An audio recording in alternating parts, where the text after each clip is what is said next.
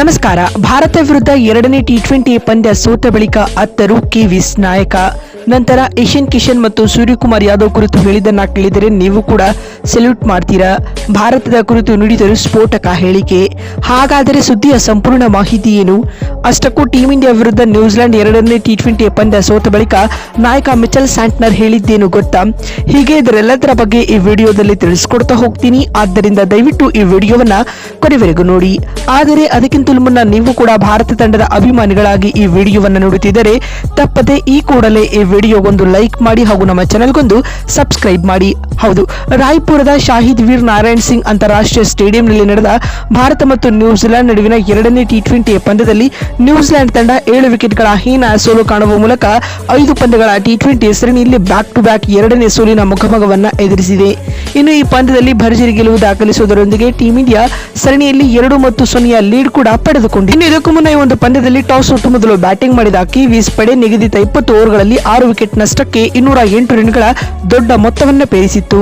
ತಂಡದ ಪರ Mitchell Santner ಅಜೇಯ 47 run ಹಾಗೂ ರಚಿನ್ ರವೀಂದ್ರ 44 ರನ್ ಬಾರಿಸಿ ಟಾಪ್ 2 ಸ್ಕೋರರ್ ಎನಿಸಿಕೊಂಡರೆ ಇತ್ತ ಕುಲ್ದೀಪ್ ಯಾದವ್ 2 ವಿಕೆಟ್ ಪಡೆದುಕೊಂಡರು.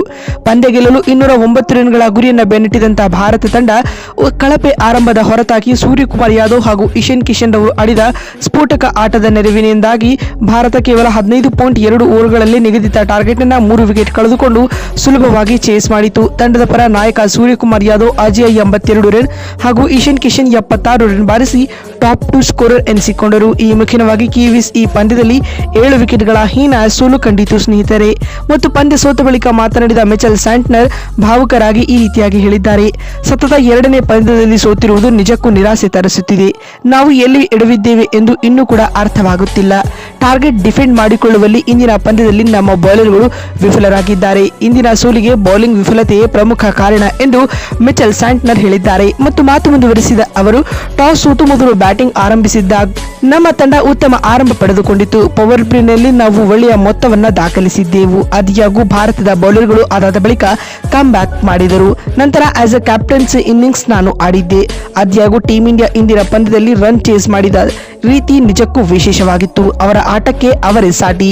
ಅದರಲ್ಲಿಯೂ ಇಶಾನ್ ಕಿಶನ್ ಹಾಗೂ ಸೂರ್ಯಕುಮಾರ್ ಯಾದವ್ ಅವರ ಆಟಕ್ಕೆ ನಮ್ಮಲ್ಲಿ ಉತ್ತರಗಳೇ ಇರಲಿಲ್ಲ ಎಂದು ಮಿಚೆಲ್ ಸ್ಯಾಂಟ್ನರ್ ಹೇಳಿದ್ದಾರೆ. ಮತ್ತು ಮಾತು ಮುಂದುವರಿಸಿದ ಅವರು, ಟೀಂ ಇಂಡಿಯಾ ಆಡುತ್ತಿರುವ ಈ ಆಟವನ್ನ ನೋಡಿದರೆ ಇವರಿಗೆ 200 ರ ಟಾರ್ಗೆಟ್ ಏನೇನೂ ಅಲ್ಲ.